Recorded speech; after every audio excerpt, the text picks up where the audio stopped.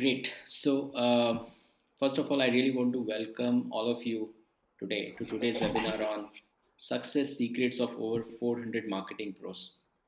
Today we have with us Advit Sachdeva, who is CEO and the founder of Odigma and a very good friend of mine. Today's session is very interesting. You know what it takes as a mindset to succeed in each and every marketing campaign. So today's session is actually about that secret sauce. And Advit, as part of Odigma, they have handled more than 250 clients, which includes big names like Airtel, Make My Trip, Marks and Spencer. So this secret sauce is actually coming from all the experience that is coming out of handling those set of big clients that Odigma has been serving for quite some time. So without taking any further time, I'll hand it over to Advit now. Just to set the logistics, this session will go about in total we have planned 1 hour for this. The presentation will go about for about 45 minutes, and then we'll have a Q&A for 15 minutes. And during the session right now, all of you are muted. So anytime you have any question, just type it down in the question panel, which is there in the control panel window on your screen. And I'm in parallel compiling all the questions, and we'll take up all those questions in the end. So that's how the session will go. Over to you, Advait. Thank you. And Thanks, Kapil. Share screen now. Hi, everyone. We'll get started. Kapil, if you could enable the screen share for me, I'll share the presentation and then we'll get started immediately.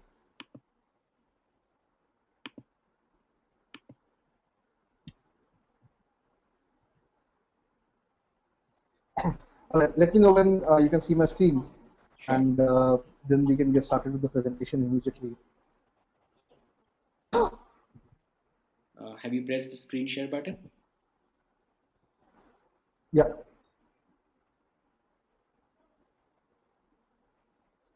It should usually come.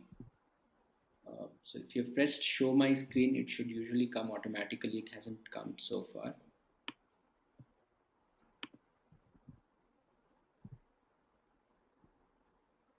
You want to do it once again for me? Sure. So like, I've made you the presenter. You are the presenter right now. Can you just press the show my screen once again? It would be in the screen sharing option somewhere.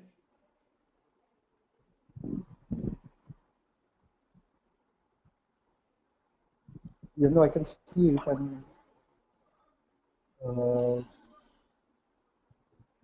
It's not enabled.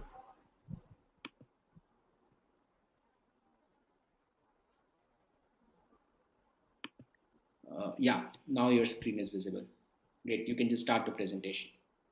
Visual? Yeah. All right. So hi everyone. Thanks for joining, and let's get started with the presentation right away. I won't keep you guys waiting. So the entire objective of this presentation, as Kapil mentioned, is to discuss, the mindset of marketers. It's to discuss what special abilities, or what special skills, or what special things that they do that make them successful, right? And this has come over a lot of experience. I have personally worked with over 400 marketers in the last 3 and 4 years. Learned a lot from them, worked a lot in terms of projects with them, and this presentation is just all about that. So during the presentation, if you have any questions, please feel free to add those questions in the questions panel, and we'll discuss after the presentation. Right. So I'm on slide 2 right now, and essentially the objective over here is that we'll discover these 16 keys to success, and one by one we'll walk through all these. These will be from a few clients that we have worked for, and some from some from the examples that I've shown over here, and some from other clients that we've worked for. But all of these are personal experiences. I've seen these marketers, and I may not have realized on the very first day that this marketer is going to be so successful. But when I look back, when I see the important traits of people, then I realize that this is what is really important to be successful. And so before without waiting, Yeah, I'll just quickly get into each of these and the structure of this presentation. The essential structure is that we take a look at each of the belief, or sorry, each of the keys, each of the mindsets, and I'll give you examples, examples that would essentially tell you that why it is important to have that trait if you're a marketer or if you're an entrepreneur, if you're a businessman, if you're doing something on your own. It's very important to follow these steps. Okay, so first is self-belief. Now, very simple words, but let me start with a few examples over here. So, now this is one of the giants in retail industry, a company called Aditya Birla. Now we started engaging with them, say about 6 months back, and this was for the SEO project. Now, the marketing manager who comes from a very strong background. In fact, he's worked in multiple companies and agencies before he joined Tabella. It did not have the budgets or the internal approvals to hire team members. He himself had the knowledge of everything. He himself knew that how SEO has to be implemented. He understands, the Google updates. He understands each and everything, but did not have a team just because there were budget constraints. So this guy, instead of waiting and instead of saying that I will not work on the project, which is essentially the e-commerce site, uh, he he's, uh, he built up a plan. He built up a very strong plan. Started working with us, and he knew that this is where he's going to reach if he follows that plan. Now, the most important part over here is that again, that self-belief. He understands that he was essentially a one-man army in his company. He also understood that he had budget constraints. He also understood that he knew everything, but he has only two hands. So Advit, with can I all stop you? those allowed his self-belief to take over, and actually because self-belief, yeah. Advit, can you do the slideshow, Hello. please? Because the screen is coming in small size. Can you do the slideshow? Can you just do the slideshow? Yeah. Good. One second. Kapil, is it okay if I disconnect the webcam? Sure, I'm that's getting a message. It says that would you like to stop sharing webcam, hide other webcams to improve meeting performance. that's okay. I think there would be problem in the net speed. That's the reason you're It's getting. okay. That's okay. So let me know if it gets stuck, and if it gets stuck, then I'll probably disconnect the webcam. Sure. Just do the slideshow once. I've done that. Let me know when it comes up.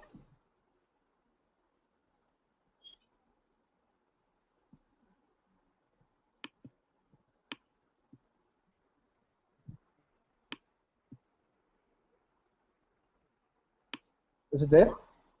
Uh, no, or I mean, we can continue. So that's okay. But Okay, sure. actually, I can. Yeah. It's so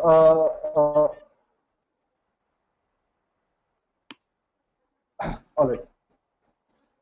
So there were multiple other marketers. Our very first client, uh, they were not from a digital background. They were not from an online marketing background. Right? They had a great experience in mainline marketing. They were very strong in finance. They were very strong in their product, but they knew that they had one thing that they believed was that they could innovate and they could be thought leaders in anything. This is a company called Logic, and we started working with them. Right? Now, that self-belief led them to be one of the pioneers in terms of taking the social media story ahead in India.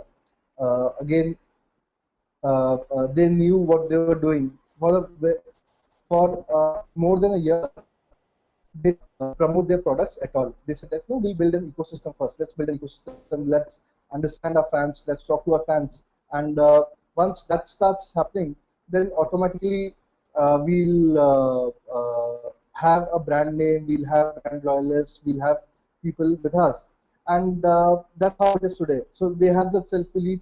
Uh, very few marketers would take a risk and say that, for the next 1 year, I'm not going to promote even a single product.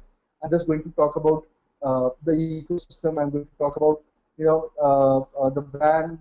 I'm going to talk about engaging with the fans, building a base, knowing them, and so on. So that's essentially the crux. You have to have self-belief. You have to believe. Marketing is one area where you have to believe that results would come sooner or later, but they would come. You need to believe, and the moment you don't have that self-belief, then you're do uh, uh, bound to lose out on a lot of things. Right. So again, let- I'm sorry, my screen is my screen visible, couple now? You can see the slides. It's just that the slide Hello. show is not there. I can see the slides. That's okay. So we can continue. Okay. Sure. Right. So second most important trait that I want to talk about today is being customer centric. Now, again, very simple words, but this has to be truly embedded in the DNA of the company, in the DNA of the marketer. Again, a few examples over here.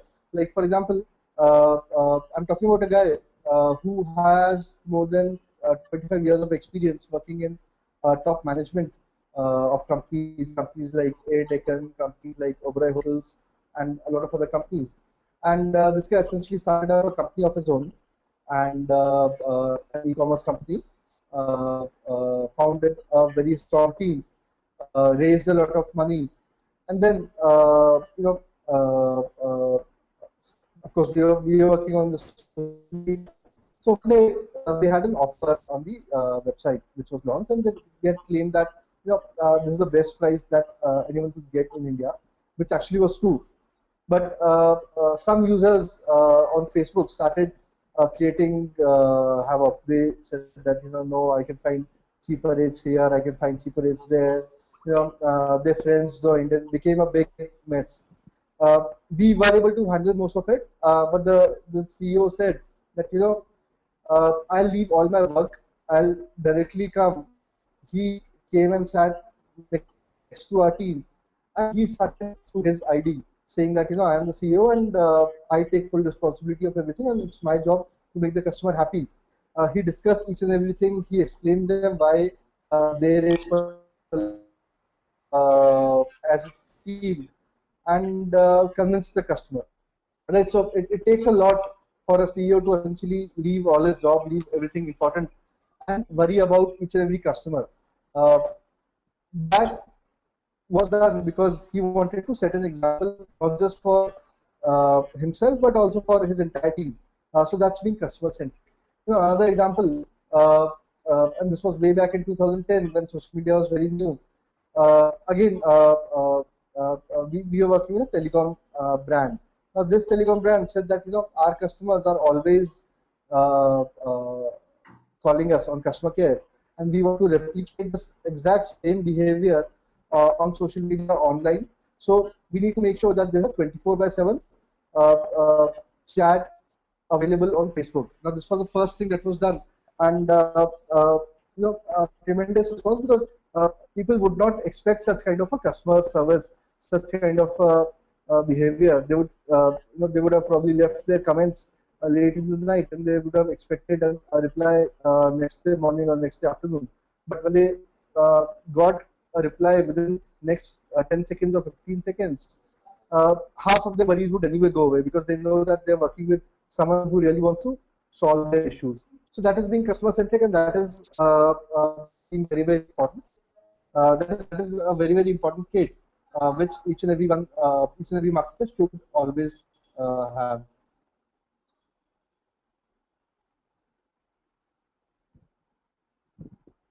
All right. Uh, Moving on to the next one, it's for partner vendor. Now, to explain this in simple terms, partner vendor means that you treat your vendor as your partner. Now, I'm not talking about just a vendor for online marketing or social media marketing. I'm talking about each and every phase where a company outsources their work, right? So, for example, uh, uh, there are a lot of cases when a company has issues in terms of reputation management, where a company is into crisis, they need support from the people they've outsourced the work to. For example, somebody might have outsourced website development, somebody might have outsourced their finances, somebody might have outsourced their HR and payroll, and various other things. Now, there are crisis times in each and every area, each and every department, always. And during these times, you want your vendor to act like a partner. That is why it is very, very important. So one of the marketers, I was having a discussion with him. He told me that the concept of tip in India or throughout the world has changed a lot. It wasn't uh, uh, as it originated. The initial idea of a tip that is given to people who do personal service for you was essentially that you tip them in advance, and and it was called to ensure promptness. So you essentially become friends with whoever is working with you.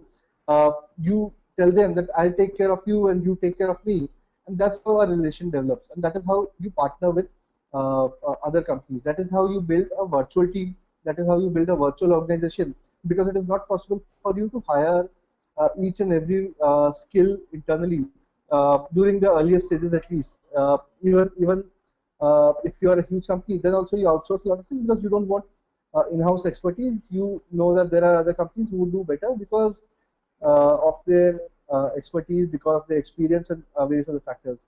At that time, it is very important to partner with them and not treat them as mere suppliers or mere vendors. Uh, this is a very important trait because that distinguishes the quality of service and the promptness of service that you receive from your vendors or partners. Okay. Moving on to the next one. Just give me 1 second. Okay. Next one is essentially team development. Now, team development. What do I mean by team development? Now this is not just true only for marketers. This is also true for the top management. Everyone understands that the most important asset of a company is the team that they have, right? Now, you might think that resources, good resources, require a very heavy investment. Now, that is true, but the opposite is also true. Right? You get good investment only if you have a great team, and that is more important because until unless you have a great team, until unless you have great resources, until unless you have very strong and smart people with you, be it real in your actual team or be it in your virtual team by outsourcing, you know, you will not be able to grow at the speed you would have thought you would have wanted to. You would not be able to, do justice to your idea, to the reason why you started your business. So this is a very very key skill to have, team development. And again, examples of it, there are various examples of it. So, for example, we have had a lot of partners who have said that Advit, we want to develop a team in house, we want to grow a team in house, and for that we want you guys to work as consultants with us, where you grow our team, help our team, you give us your inputs. Every month you tell us, what should we do on a particular platform or on a particular tool or in a particular area, and then we work in that spirit. And so because they understand that they have to have a core team in house to do well in that area, and this is mostly true for e-commerce companies.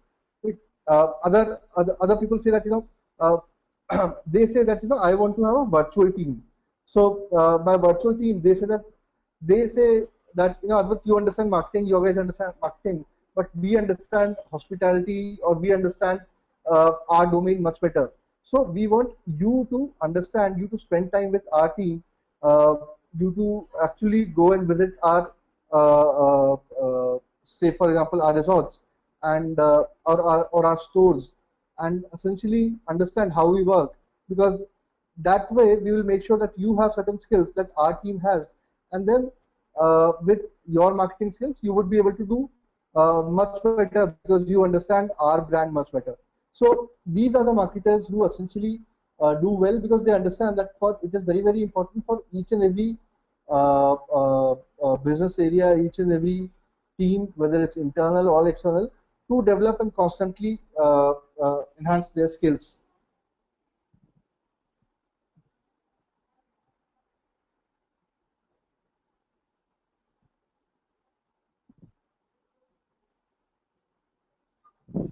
Develop case studies. Now, now one of the very key skills for every marketer is to develop case studies. Now, when I say case studies, it need not be just a presentation, but it might be a simple article, it might be a simple blog, it might be a simple message on Facebook or Twitter and so on, talking about the good work that the company has done and has been doing.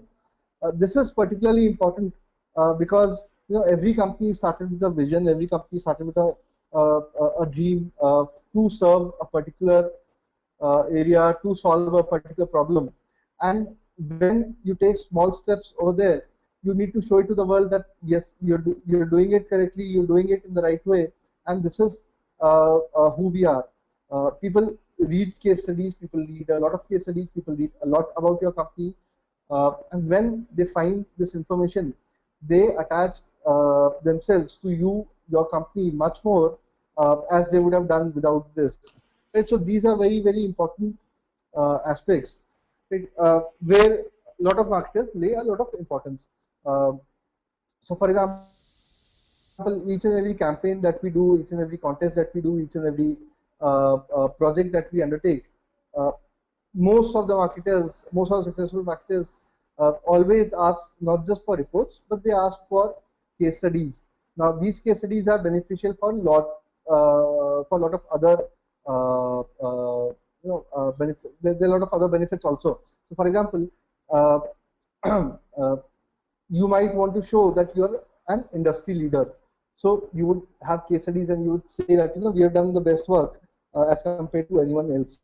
You might want to show your management that the work that we have done is very superior and this is how it has done. And your management can quickly understand what has been done, what is the input, what is the output, what is the effort, investment, and everything.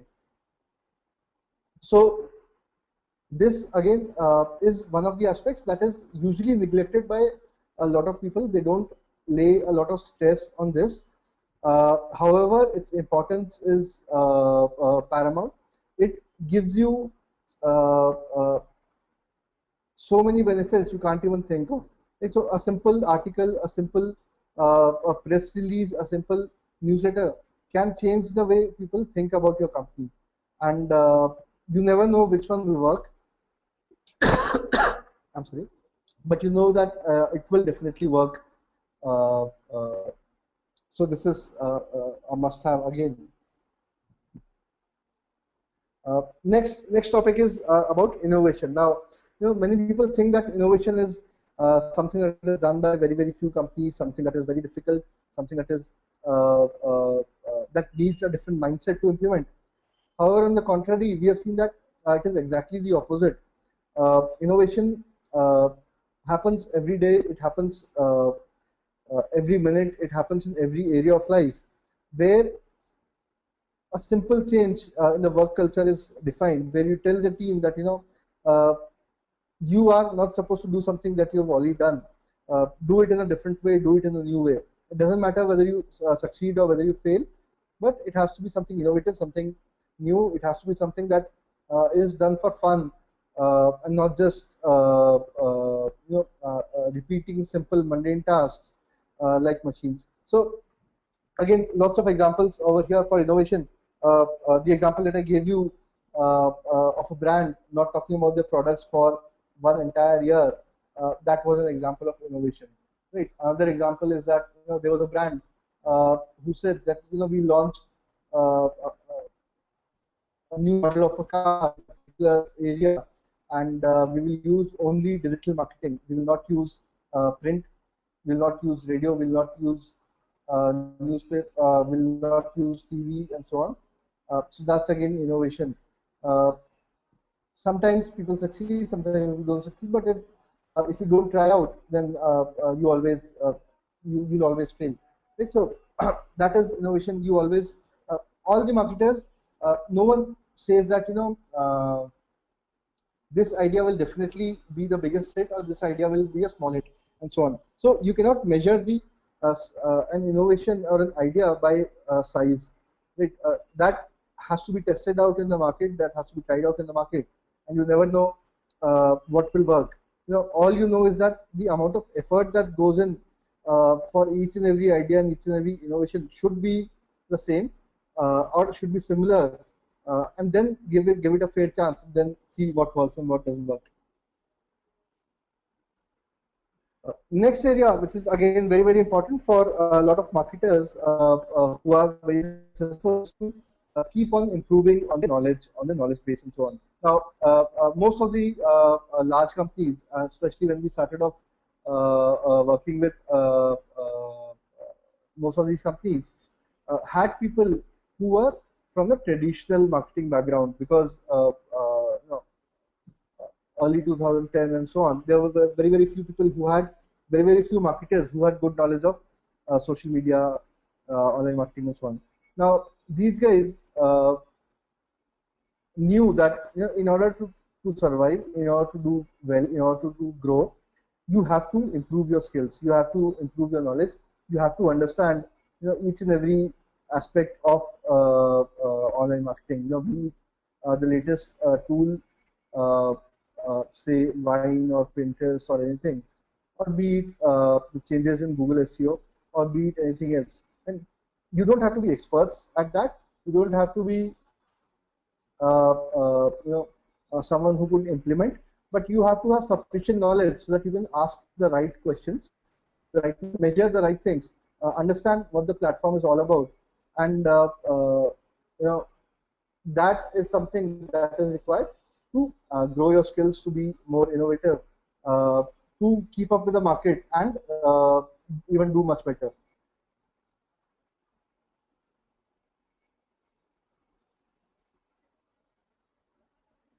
Setting benchmarks. Now, setting benchmarks is another very important area.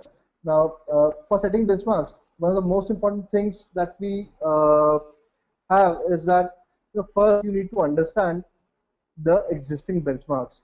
Now, there's so many areas where benchmarks don't exist today.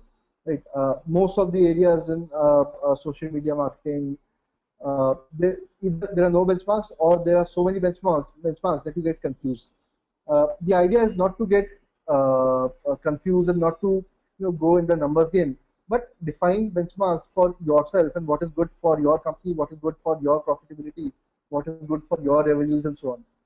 Right. So again, giving you examples, we work with a brand called MTS in telecom.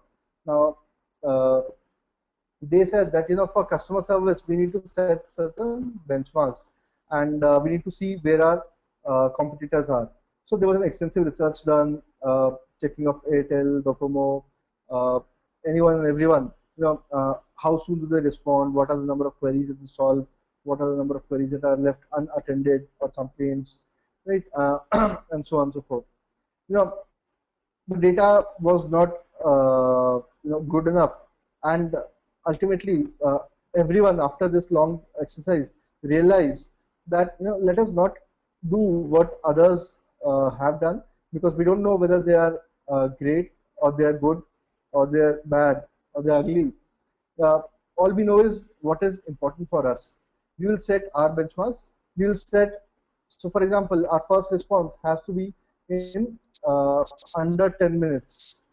Uh, and that is a service level agreement that we will set, because that makes business sense to us. Now, it might be great for the industry or it might be bad for the industry.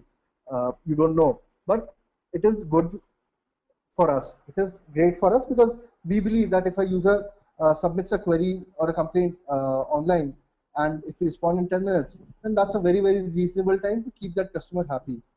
Right? Of course, we would always improve on that. We will try to make it to 7 minutes, 5 minutes, and so on. But to start with, let's keep this as a number. So that is what I mean by setting benchmarks. You have to set benchmarks for yourself and what is good for your company.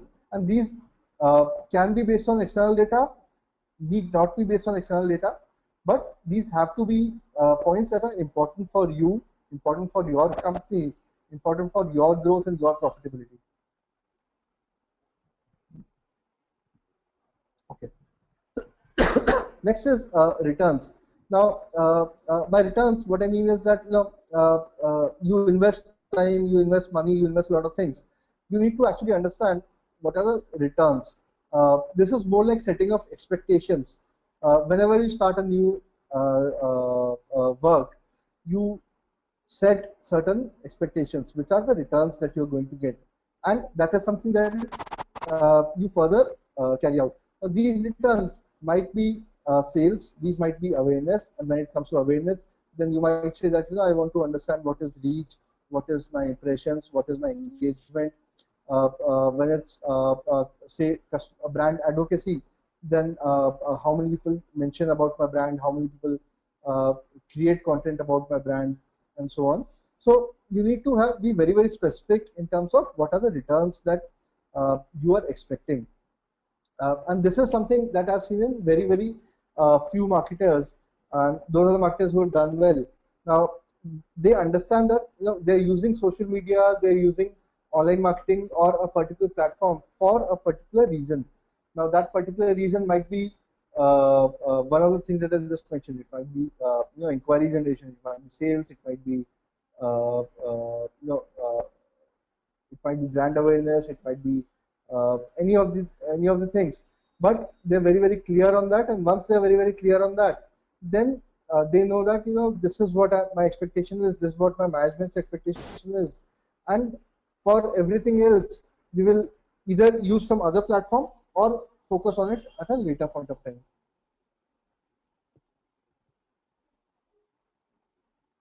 Okay. Next point is very, very similar to the previous point, which is setting of goals. But there's a slight difference over here. The difference is that this is a top-down approach where essentially marketers, along with their management, first of all define what are their business objectives. Now, once the business objectives are defined, once everyone understands that this is what we are heading for. So, for example, you say that in the next 1 year, I want our revenues to be $500,000. Now, that might be a business goal. From that business goal, you will further break up and say that from this business goal, I would need certain number of customers. Now, from these number of customers, X number of customers I'll acquire through a particular channel. And by number of customers, I'll acquire through online marketing.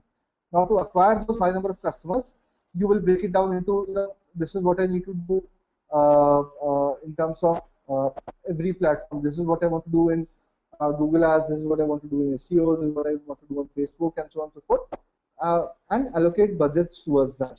Now, this is essentially called planning, a marketing plan, which should be there for a minimum period of 3 months. If you want to have control over what's going on, if you want to essentially keep track of everything and don't feel lost. So that's what essentially I'm talking about over here. It's a marketing plan that should exist. Next is about risk taking. Now, risk taking is very, very closely related to the number one point that I had discussed, and which is essentially self belief. And this is something that I truly believe that this works really, really great because if you have self belief, if you have the right team, if you have the experts, if you know that everyone is working towards a cause, then it's not really that much of a risk. It is more of an innovation. It is more of a new thing that you've never done earlier, and more or less it succeeds. right? So that is a very key aspect in marketing and in business. You need to try out new things. You need to do things that have never been done before. You need to uh, uh, take risks in this way when you know that you're working with experts, when you know that you have the right team, when you know that everyone is working towards a cause. Right. Again, examples of that. So we have one customer who's based out of Australia. Now he's launched a gaming website where it's all about cricket, and you can form teams, you have leagues, you play championships. He also has an offline component where these teams actually play on the ground also and play online also, and he's done all of that uh, purely and purely on digital marketing. He has not used any other media, uh, even though there are so many on-ground activities, even though he could have approached a lot of cricket clubs, he could have invested time over there, but he had the self-belief that he can do better targeting on Facebook, on Google, better work with SEO, and so on and so forth. So he said, all my competitors are already using the traditional ways, right? So if I go there, I will succeed, but I'll be just one of them. If I have to overtake them, then I have to take this risk. I have to get on a platform which is used by very, very few people, and that is the sort of risk that I'll take. Okay, just a few more to go. So next one is measure KPIs. Now, measure KPIs is very closely linked to your returns and setting of goals. So once you uh, have identified that this is what my expectations are, be it reach, be it impressions, or be it sales, inquiries, anything else, uh, and you sent your benchmarks, then you need to start measuring them at a certain time, right? When you start measuring each of these, then you essentially understand where you're doing well, where you're doing bad, how are you improving, and by now you would have understood that the importance of planning, the importance of measuring, the importance of each and every point that we've discussed is great, because it is not just that all the marketers follow it. It is also that these make complete sense and these are essential. Until unless you do all these, you may not have full control. So again, examples of that, by now most of the people understand that what are the metrics that need to be measured and that need to be uh, uh, you know, uh, assigned to each and every marketing objective. But this wasn't the case always. However, uh, traditional marketers said that this is what we measure, and we will measure the same thing. We will measure reach, we will measure impressions, we will measure all those aspects, and that pushed the marketing agencies and the platforms and everyone to deliver those KPIs.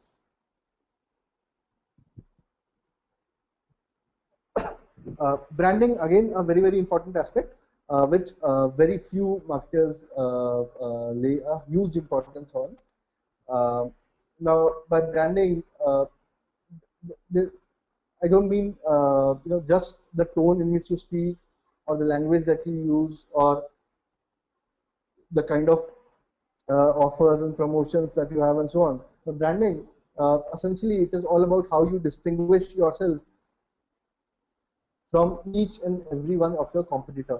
It might be your USPs, it might be simply your logo, it might be the color scheme that you use, it might be your customer service, it might be your price, it might be anything and everything.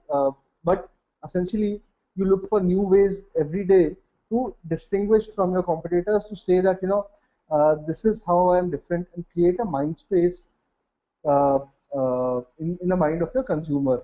So that is what branding is all about. And you know, I've seen marketers who are so particular that they will review each and every tweet, they will review each and every post, they will review each and every word, and they will spend a good time on that to make sure that the the messaging, everything is exactly as they want it to be, because they have a certain brand in mind. That is the brand that has to be communicated in exactly the same way. So if you have to create that differentiation, if you think that that is important, then obviously you need to be very strong and have a very strong focus on branding. Okay. Uh, I think we are almost done.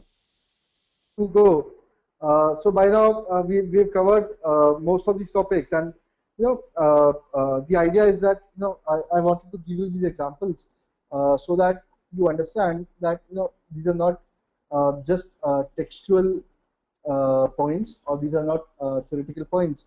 They are actually followed by some of the best marketers around. Now, never give up. Again, examples of that. Uh, we've worked with so many brands who know that things have not worked in the past for a particular reason. Right? So, for example, uh, there is this marketer who's worked with a couple of agencies.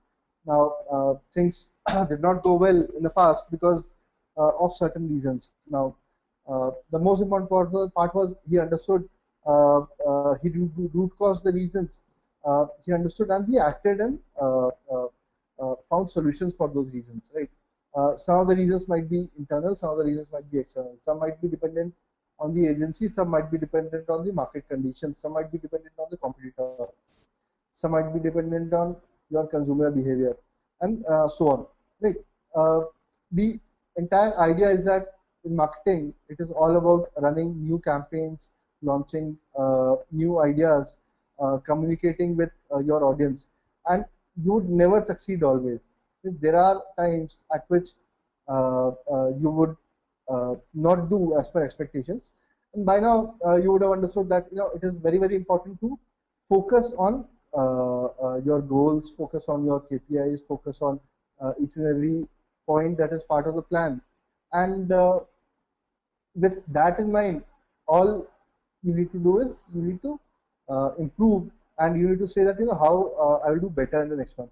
So that is again something that we have learned from a lot of actors, something that is inbuilt, and something that works very well between most of the marketers and us, and I'm sure with a lot of others also, is periodical reviews, periodical updates, and how do we improve every day. That also leads to a lot of new innovation. All right, and the last point which I want to really focus on is that by now you've seen or heard a lot of different points, and some might be important to you, some may not be important to you, some you may think that are feasible, some you may think are not feasible, or are very theoretical. But by now, what you should understand is that marketing, there's a very big difference between marketing and sales, and your focus on marketing should always be a long-term focus. You can never say that I will do marketing for 1 month or 2 months and then I'll stop, right? Or on the other hand, you can never say that I'll start marketing after 6 months. Marketing is an essential part, and it has to be long term. It remains throughout the life of your organization, of your company, of your brand. Uh, no marketing is also another sort of marketing where you project, you say that I am a brand who's not open to the public, who's very closed, who works in a way where we do not communicate a lot, right? That is also a way of marketing, but you always have to have a long-term focus. You break your long-term focus into a quarterly plan or a 6 monthly plan, or even a monthly plan, uh, but never give up. Be thorough with your plan, always improve, always review, and that is what is important to be a successful marketer. Right, so that's all I have for this presentation. I covered the 16 points, maybe in a bit of hurry, but I hope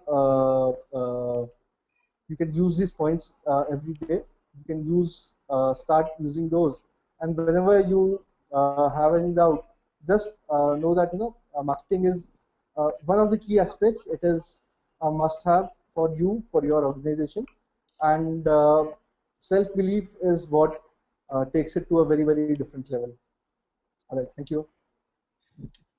Okay, thanks, Advit, for interesting set of points. It's definitely made me think a lot of things that we are not doing at Digital Vidya, which I think we should be. So, guys, you're open to ask your question now. I have few questions, so I'll start with that, and by that time, you can type your questions as well. So, Advit, you mentioned that in one of the slides about treating your vendors as partners, right? And now Mhm. the now in that case, the whole case of another connected point to that is when you talked about innovation, like how do you really getting innovation built in your team versus doing innovation through some third party vendor. It just increases the scale of complexity. Hmm. So just to and ensure, what in your experience, what kind of structure, possibly in the case of the team review structure or the business model or the relationship model, works best to create this kind of a partnership model with a digital marketing Hmm. agency, like wherein there is a good review process also, but at the same time there is a sort of freedom that is also available for a third party vendor to innovate. Are there some, Correct. with some of your Yeah. clients, that has worked the best? So some tips and two tips on what model, what are the typical kind of model that works best in this case? Sure, correct. So one of the things that works very, very well is brainstorming sessions. These sessions, ideally face to face, at least one session to start with. Whenever we take on a new client, we would make sure that our team and the customer, the client, the partner, uh, and their team, we spend at least 1 or 2 days together, understand their brand philosophy, understand their objective, share our points on what should be done, and everyone comes has a common ground, has the same expectations, has the same uh, uh, point to start from, and that's where ideas start flowing in. It is very, very important for people to get comfortable with each other. It, there's nothing called as a vendor or a partner which exists. It is people who exist, and there are people on either side. There are people who are on the agency side. There are people who are on the organization side. And when they start interacting, when they have these meetings, uh, whether it's face to face or over Skype or over webinars or any other way or over even over phone, uh, then when they get comfortable with each other, when the ice is broken, then ideas start flowing in. Everyone knows that they're working for a common cause, and that is what really brings about innovation. I think the biggest hurdle to innovation is fear of rejection. People might think many times that uh, uh, I have a great idea, but I don't know if my client will take it or he'll reject it. Right? I don't know if my team will like it or not. Now that fear completely goes away when people get comfortable with each other. Got that. Great. um, Okay, so another question that I have is, you talked about the team development aspect, right? So, assuming Mhm. that there's a company that is all set to outsource the whole of the digital marketing practice. So, Mhm. as far as keeping the internal team, what kind of a skill sets do you recommend them they should have in house to have a better model work in their case? So, is it like, okay, give us completely the whole of it? No, I mean, of course, you can give the whole of it, but it is always good to have one person, at least one person in house, who has a decent understanding of, uh, firstly, your business, and secondly, what are the parameters that should be measured. Right? So, for example, there's an apparel brand that we work with. In this apparel brand, they're very, very traditional. They have most of the team based out of Tirupur, but they have an office in Bangalore also. So this Bangalore team, uh, a very traditional team. Most of the people over there. are like in the 40s or 45 or 50, where they do not understand online marketing because they never worked on it and that's not what they were supposed to. Now, when they outsource the work to us, uh, we would definitely do the work, but it would become very challenging to explain them each and everything. And for every small thing, you would have to go to their office, sit with them, explain them face to face, and then they would understand half of it or just give up in between. Uh, that is when they also realize that you have someone who understands our business and who can translate these online marketing terms into how it is benefiting us or how it is not benefiting us. And that skill is required. That skill is essentially a person who's been in your company for quite some time. If that person essentially takes up a few courses, a very few simple certifications, and so on, so then that person becomes equipped. He has all the knowledge, so he can ask the right questions to the agency, and he can respond in the correct manner to his management. Got that. So at least one anchor is needed. Great.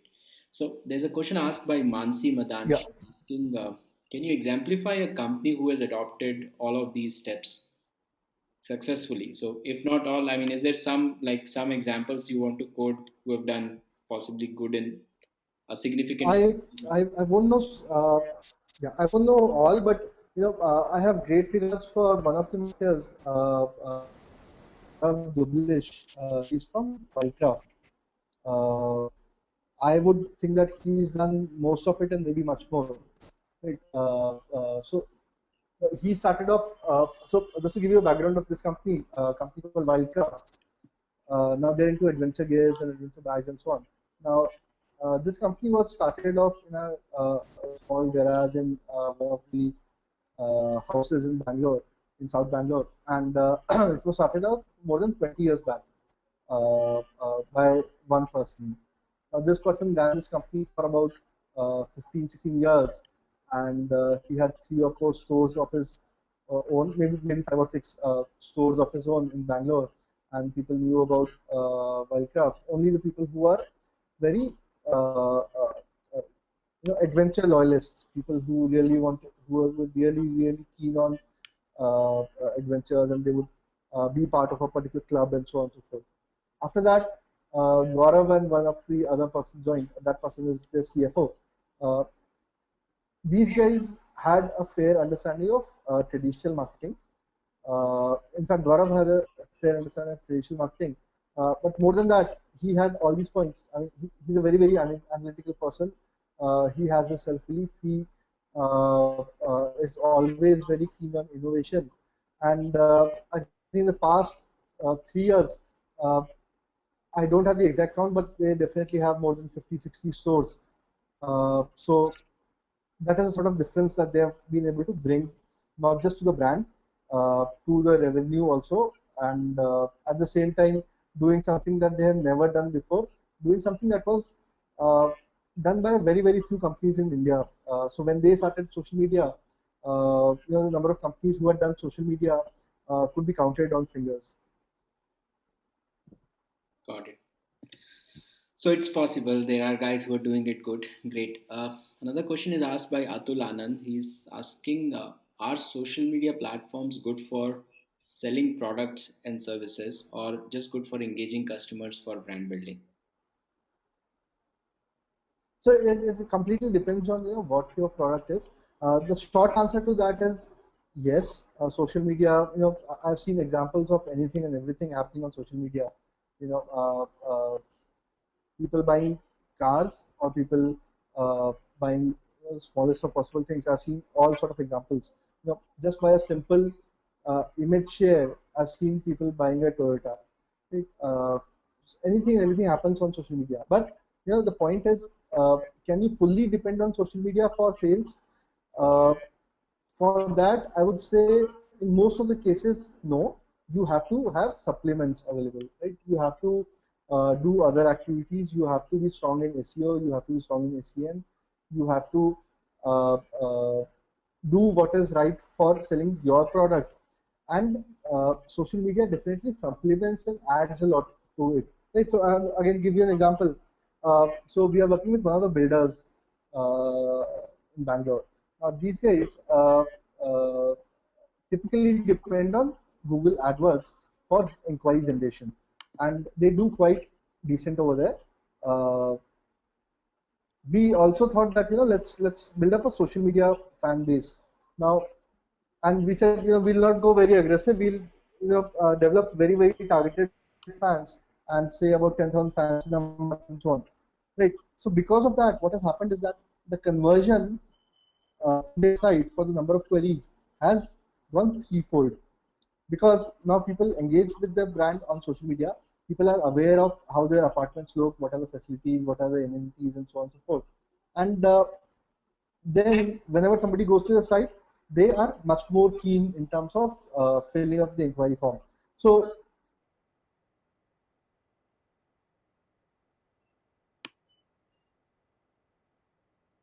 Yeah, Advit, I'm not able to hear you.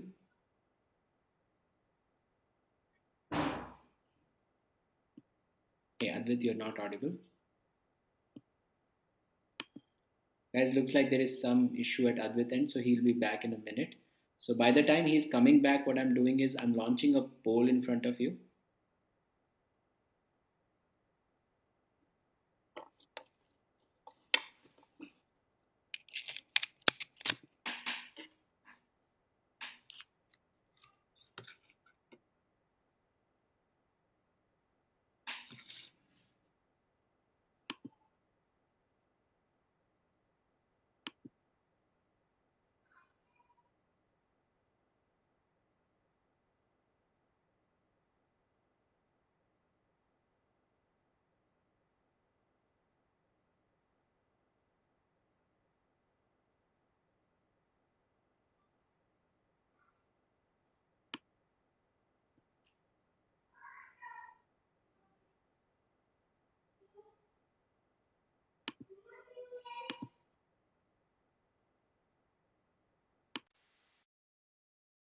Welcome to GoToWebinar, Web Events Made Easy. Welcome to GoToWebinar, Web Events Made Easy. deeper penetration in India, it is bound to increase leaps and bounds. So if you're thinking of getting on this marketing platform or build a career out of it, then definitely this is a good choice. Yeah, Advit, I'm back. By the way, So guys, you're back? yeah, I'm Yeah. back. So simultaneously, I'm also launching a poll question in front of you, everyone. Odigma provides digital marketing services. So if you're interested, just mention yes over here, and someone from Odigma will call you. So, and what we can do is, yeah, Advit, you can continue taking more questions. I don't know, where were you? Sure. I think I've looked at the second last one. The last one is Kapil, are you there? I think the answer to that is yes. So, by the way, Ram has he's keenly Uh, listening, and he has a question. Where why have you missed point number five? So, is there some particular reason? oh, I Nothing. think I missed that. Oh, you missed that. I am not sure why I missed that. But point number five was being aggressive. Right. So essentially, what it means is that marketer, you don't slow down, you don't uh, rest, you don't give in with digital marketing. What has really happened is that you can see and measure results very fast, right? Whether it's advertising, whether it's social media, whether it's any other channel, you can actually measure most of it, right? If not all. And because of that, speed has become very critical, right? So every company, every good marketer, what they do is they say that I'll try out a marketing platform and I'll set some goals and set some expectations, and I'll see how it performs in a month or in 2 months or in 6 months or whatever time that you select, right? But as soon as that is done, you add new to it, you remove the things that are not working, and keep growing and start at a very aggressive pace. Another thing that happens in social media is that the audience always wants something new, and if you're slow, if you're not growing at a great feed, if you're not giving them something that is interesting, then you would definitely lose out. Your competition will take over, and your audience will also not be interested in you. So that was point number five. Got that. Great.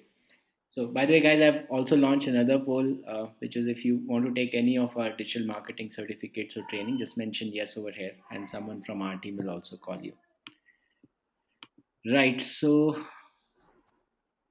have you, by the way, covered this question on segregating budgets for online and offline? Because I also keep hearing this question a lot. So, if there is any suggestion on that, Let me just take this is Atul Anand's question: how to segregate budget for online and offline marketing. Yeah, I think what Atul you should not do is uh, first of all have this segregation that this is online, this is offline. Now you need to start looking at each and every platform as a marketing platform, and then essentially see what is the importance, right? So treat TV as one marketing channel, radio as one, print as one, and then print you have various forms. Treat them under print. Then you have social media. Then you have search. Then you have your website and so like your blogs and so on. So treat each of these as separate. And what you should do is once you've listed down your marketing goals, you say that I want to, for example, acquire X number of customers. Now to acquire X number of customers, I want this much amount of reach into the market in this much amount of time with this much amount of budget. Once you've defined your goals to that level, then you choose the best platform and don't think whether it's online or offline. Think of it purely in terms of what it can deliver for you. So, for example, if it is radio, just think that with radio, can I get started tomorrow? Is it in my budget, or not tomorrow, whenever you want? Can I get started when I want? Is it in my budget? uh, will it create this much amount of reach for me? And if yes, then go with radio. If you think that I can maybe do much better on say social media, on or on print and so on, then go with that. So take each marketing channel, list down its pros and cons, compare them against your objectives, and then choose that platform. And then automatically you will be able to segregate your budget. Budget would become secondary. The first point would be that would be more important is what channel are you choosing and which goal is being fulfilled. In the goal itself, you would have defined a budget because you would have defined that say I want to grow my revenue by $500,000, and after all the calculations, my marketing budget is say uh, $10,000. Now, if I can spend $10,000, then you break that into goals, and then let each goal take a marketing channel or multiple marketing channels. Great.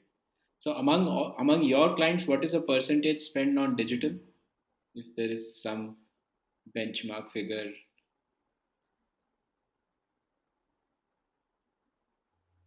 Typically, now it's increasing a lot. I think it fluctuates between 5 to I mean it's 100% for some companies, but I won't talk about that. On average, if I look at the median, then it is essentially between 5 to 20%. Got it. For us, it's definitely 100%. So you can definitely Correct. increase it fast. Yeah. Okay. Great. I think it was a very, very interesting session. Lots of learning for me. A lot of things to think about internally at Digital Vidya out of all that I've listened today. So thanks a lot for sharing all those inputs, and I'm sure it would be valuable for everybody. Thanks, Kapil. And people who are listening, we would be sharing the recording of this session with all of you very soon. So you would receive it over email. And if you have any question, we would be doing a blog post soon, another couple of days on this. So you can post it as a comment there, and I and Advit would be there to reply to that. So that's it. Thanks it. Thanks a lot for. Great. Thanks everyone, and thanks Kapil for organizing. Thank you. Thank you, everyone. The session is closed. Thank you. Bye.